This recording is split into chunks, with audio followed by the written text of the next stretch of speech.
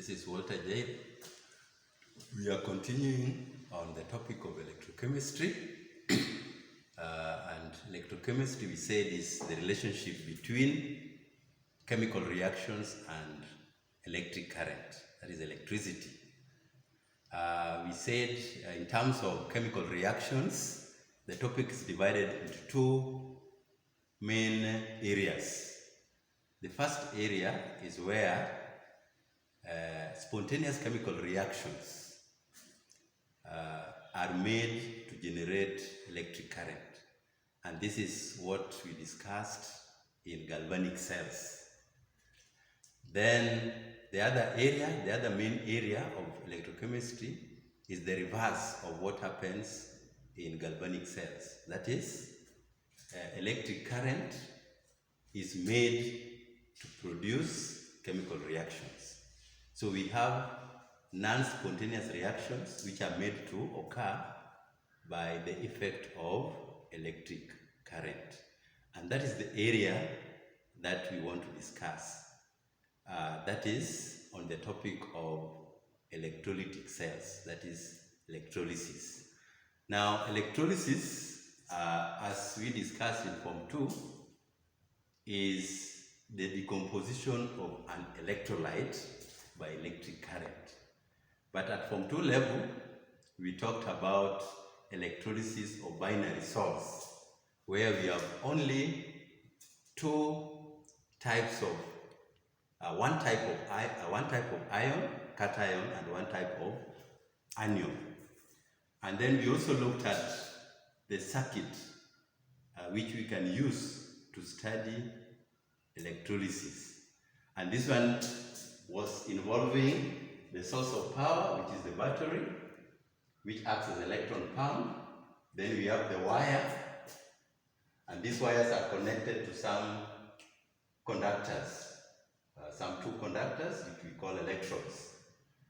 Now, the electrode connected to the positive terminal of the source of power, which is the battery, we said is called the anode. And the one connected to the negative part of the battery is called the cathode. So the cathode is a negative terminal and the anode is a positive terminal. You realize that this is actually the reverse of what happens in galvanic cells, where the anode is the negative terminal and the cathode is the positive terminal, because the chemical reaction is also the reverse. Here, in electrolysis, the electricity is made to create electric chemical reactions. But in galvanic cells, chemical reactions now generate electric current. And that's why the cathode and anode is actually the reverse. So in the setup for electrolysis, the anode is the positive terminal, and anode in both cases is where oxidation occurs. Then the cathode is the negative terminal, and the cathode is where reduction occurs. And our electrolyte is a conductor of electric current, which is in liquid state. So we are going to discuss factors that usually influence the discharge or the chemical reactions taking place at each electrode. Of course, we have said by flow of electricity, there are chemical reactions that occur at the electrodes, at the anode and at the cathode. And at anode, oxidation occurs, and at cathode, reduction occurs. It means it is actually the decomposition of our electrolyte by electric current. And it is due to this decomposition that we can now find chemical reactions taking place at each electrode. Now, at the anode, anode is a positive electrode and cathode is negative electrode. So you'll find that the ions of the electrolyte will move to each electrode depending on its charge. So positive ions, that is cations, will always move to the cathode. because they are positively charged, cathode is negatively charged. The anions, which are the negative ions, will move to the anode because of its positive charge. Now at cathode, once the cations reach there, we say the main reaction at the anode is reduction. So the cations will accept electrons at that electrode. Then the anode, the main reaction taking place at the anode is oxidation. So there is always loss of electrons by anions at the anode. Now we are going to look at different electrolytes, how they are decomposed by electric current. And so for you to identify what happens at each electrode, there are certain factors that influence this discharge, these chemical reactions at the electrodes. And these factors are, so we have certain factors for preferential discharge at the electrodes. So these factors include the concentration of the ions. It also includes the nature of electrons. And finally, it includes the position of the ion in the electrochemical series.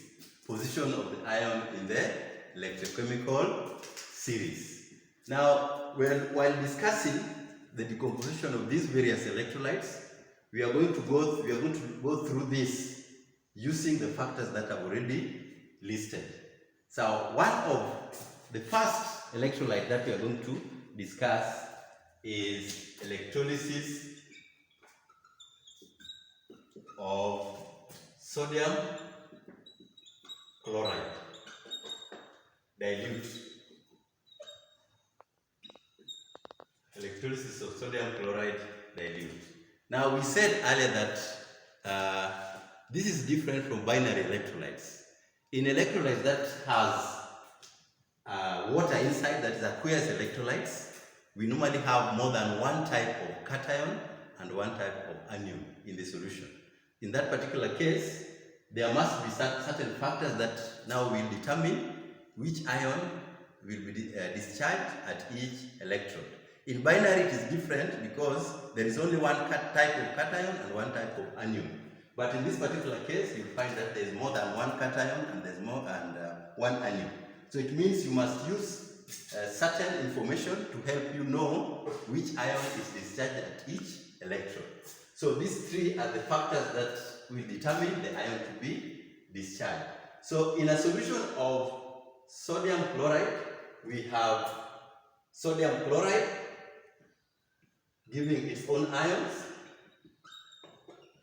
Then we have also ions from the solvent, which is water, also giving its own ions. So we have two types of cations and two types of anions in the solution. So what will determine at every stage there is only one ion that is discharged.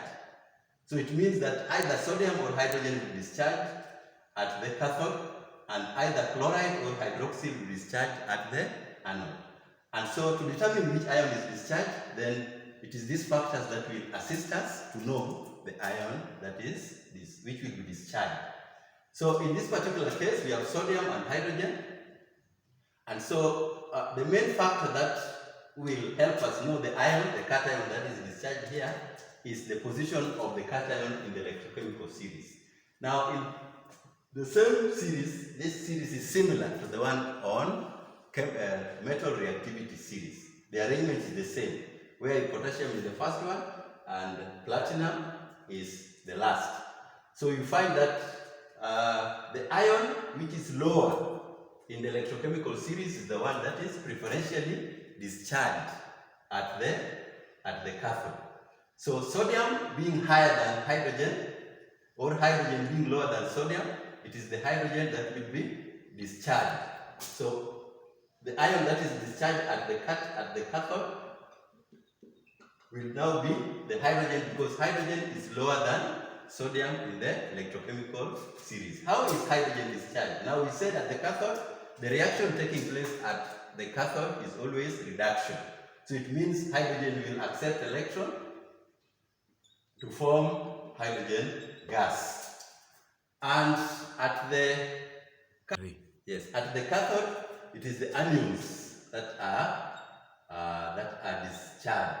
So between these two, you find that the anion that is going to be discharged according to the electrochemical series is the one that is lower. So if you look at chloride and hydroxide ions, hydroxide is the lowest here. So you find that it is the one that will be discharged. How is it discharged? By loss of electrons. So it will lose 4 electrons to form water, 2 moles of water, oxygen, plus the 4 electrons which are released. So we are going to carry out similar reactions in other electrolytes in our next lesson. Thank you for listening.